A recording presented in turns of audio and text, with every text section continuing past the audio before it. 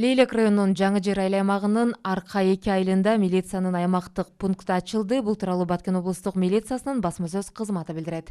Маалыматка ылайык, ачылыш аземине президенттин Баткен облусундагы ыйгарым укуктуу өкүлү Абдикарим Алимбаев, Баткен облустук ички иштер башкармалыгынын башчысы Мурат Боронов, жергиликтүү айыл башчылар, ошондой эле айылдын тургундары катышты.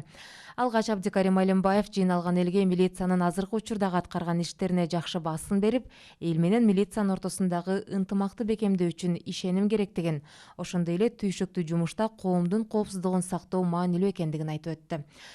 Коопсуздукту сактаган милициянын кызматкери бул пунктта күнү түнү болот. Жарандардын арызын, кайрылууларын, даттанууларын кунт коюп угуу бул биздин түздөн түз милдетибиз болуп саналат.